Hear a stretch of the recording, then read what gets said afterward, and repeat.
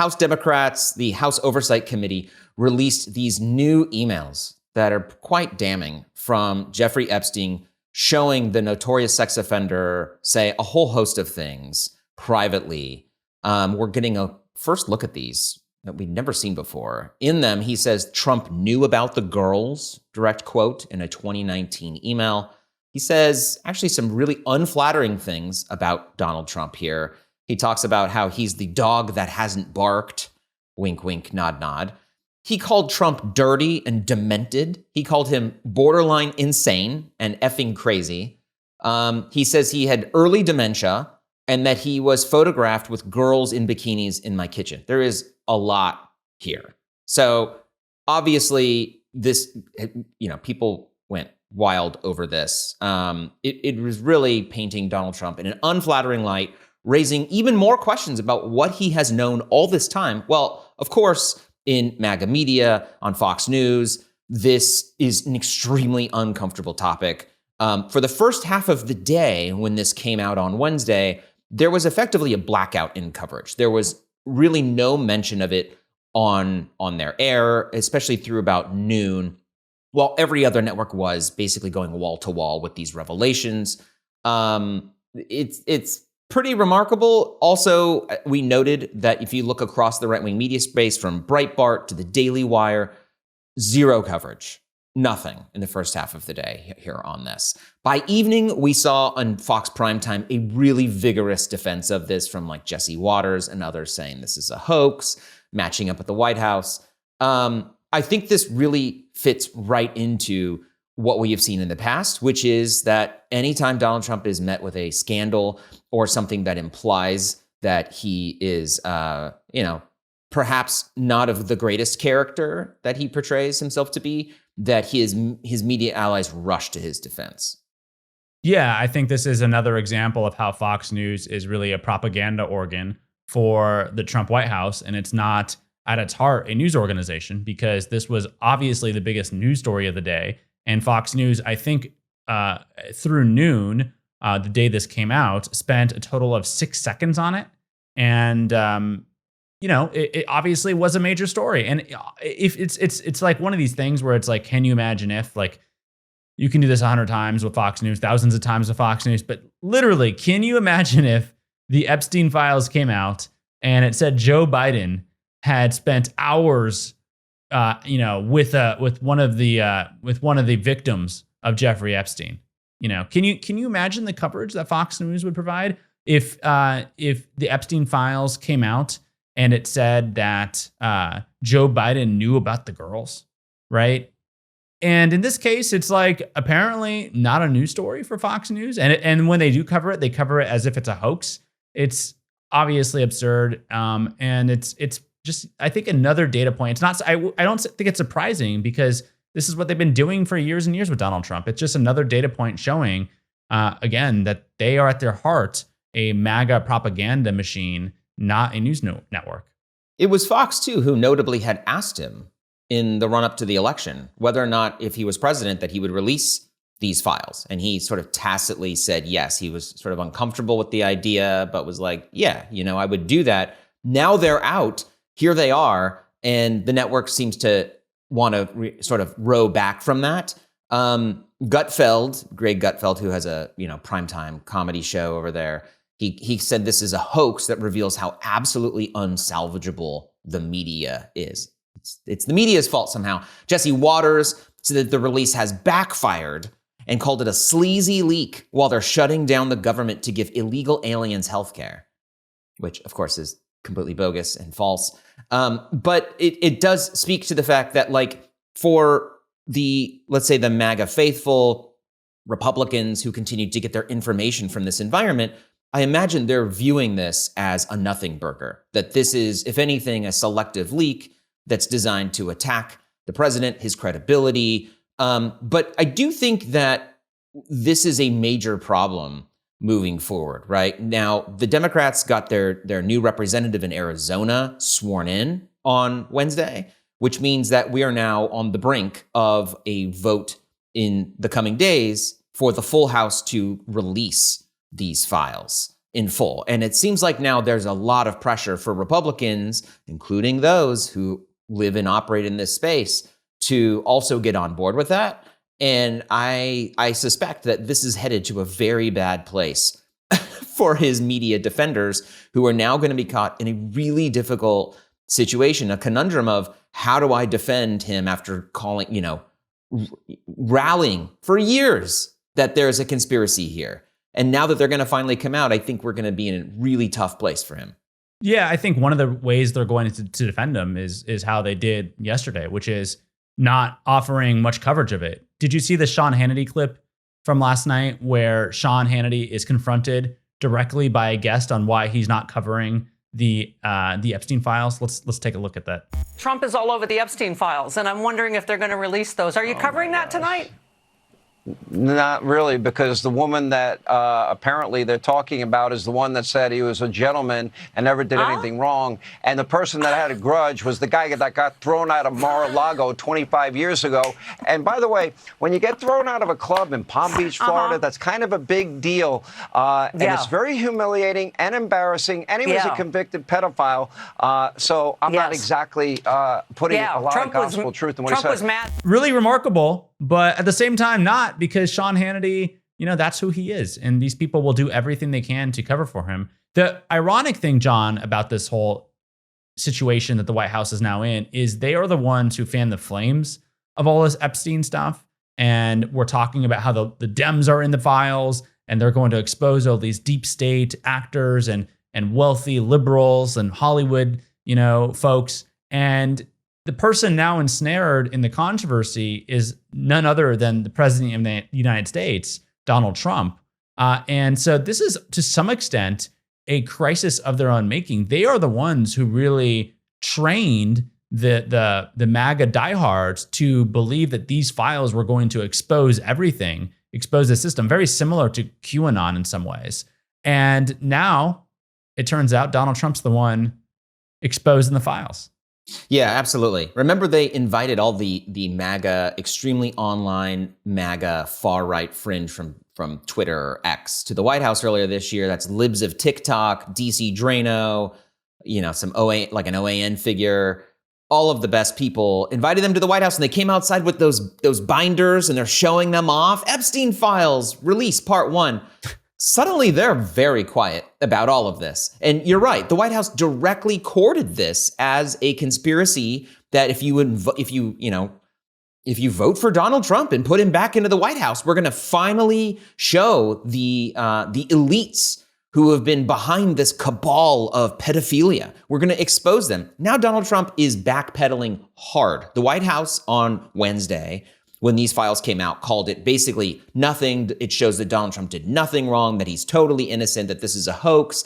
But they clearly don't want this out now. And they're in a very difficult position. I think one of the most interesting things here, though, Oliver, was as part of these emails that came out, they show correspondence between Jeffrey Epstein and a whole host of, variety of folks. One of them is the journalist Michael Wolff. He's the one who wrote the Fire and Fury book. He's, been a biographer of Trump and Jeffrey Epstein. He's been very close to these two. He has tapes and recordings of his own that he has talked about for him to do these. This correspondence that has come out, it shows Epstein talking directly to Epstein in here, which is a little uncomfortable, I would say. I think I should say, if you ever emailed with somebody privately, assuming it's never going to come out, you might be embarrassed if your words were put on display for the world. So that said, Wolff was advising Jeffrey Epstein in these emails, which is something we've not really seen journalists do. Well, one, he tipped off Epstein saying that he heard, so someone at CNN maybe told Michael Wolff this or tipped him off, but Michael Wolff emails Jeffrey Epstein saying he hears CNN is going to ask Donald Trump about his relationship with Epstein during the debate or after the debate when the candidates give their little, not press conferences, but answer questions from the press. And then Epstein replied saying, oh, well, if we had an answer for him, what should it be, basically? And that's when Michael Wolff says, well, I wouldn't craft an answer for him. I would just let him hang himself, because this could give you effective blackmail against Donald Trump. and he will owe you. And I thought that was remarkable because not only is Michael Wolff tipping off a sex predator, but he's also advising him. I mean, this is crossing the lines between being a journalist and he's playing Epstein advisor in this instance. And most news organizations, I think, if CNN's Anderson Cooper were to have been advising Jeffrey Epstein, I imagine that he would no longer be on the air, right? If the New York Times had Maggie Haberman advising Jeffrey Epstein, she probably would no longer be writing for that newspaper. This crosses a very red line in journalism. And also, I think most people wouldn't be advising Jeffrey Epstein given, the sex crimes he committed. But outside that, it crosses an obvious journalistic line here. And, it's not to say anyone thinks Michael Wolff is a saint. I think it's well established at this point that he operates outside traditional journalistic norms. But even for him, I'd say providing advice to Jeffrey Epstein, that's a new one for him. I mean, that crosses a certain line. Yeah, and we reached out to the Daily Beast, where he has a podcast, for comment on this, and they declined comment. But Wolff went on his podcast just today to discuss this, and he addressed it, saying that he often would tell his subjects of his reporting what they wanted to hear. That's how he described it, and so he would do this basically as this sort of cost of doing business. That if he wanted to get reporting out of figures like Jeffrey Epstein or Donald Trump, he had to play act as somebody who was understanding and sympathetic to their views and their plights. And that is the cost of doing business, so that he could write his books and get this reporting out. I can't say, though, that is like an ethically safe place to play as a journalist. I think that this is something that it would be a boundary that really is one that, a journalist in a traditional newsroom or that adheres to any set of standards and practices would be, on good ground to do here. Notably, Joanna Coles, who is the editor over there, said that, I've known Michael Wolff for 25 years. And I was surprised by these emails, she said. He also said he was surprised that the emails were coming out, that he had gotten no heads up on them and just sort of woke up like everybody else. And he says, look, I often said what he wanted to hear to Jeffrey Epstein, but I do think that this is going a little far. I don't think that that's ethically, Well, I mean, it's not like Jeffrey Epstein said, Michael, don't you think I'm the best? And he said, yeah, sure, Epstein. He was actually the one in this email exchange, the one who initiated the conversation, tipping off Epstein to the fact that Trump was going to be asked about this. And then he was the one who followed up with a whole, paragraph of advice. That's not telling someone what they want to hear. I mean, I think in the way, often if as a journalist, you listen to the other party and you kind of nod along as they're talking and let them talk. And that's I think pretty normal. Right? You don't interrupt them. You just let them talk and you kind of hear what they're saying. And if someone's divulging information to you, sure. Yeah. Just take the information. But this is not what that was. This was him actually providing that advice. And I think what Michael Wolff is trying to say is that me serving as almost an aide to Jeffrey Epstein and getting close to him that way allowed me to have more information. But that crosses, that crosses a lot of lines. I mean, that's like basically what James O'Keefe would say, which is like, I lie or I deceive my subjects to get information. And that's the way to do it. And I don't know. I mean, I wouldn't be comfortable doing that. I think that most newsrooms would not be comfortable if their reporters were behaving like that. And I think most people probably are fairly appalled that Michael Wolff was helping Jeffrey Epstein with his public relations efforts. Yeah, I mean, he actually literally says you could use this for your PR efforts, which is remarkable. I look, access journalism is already an uncomfortable thing, and it's an issue that newsrooms contend with. I think here you're seeing how the sausage is made for Michael Wolff in a way that we've never really had a clarity on. how does he get these people to talk to him?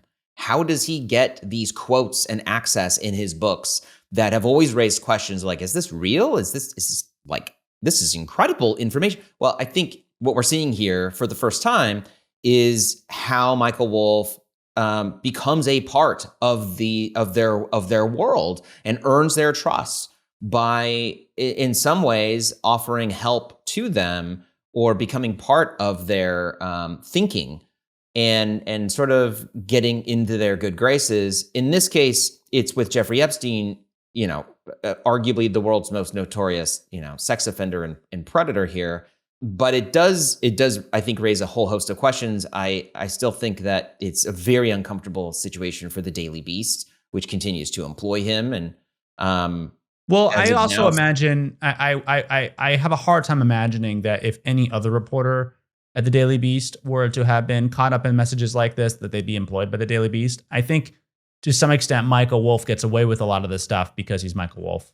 And he's just a reporter or a journalist who's been able to get away with operating outside the traditional lines.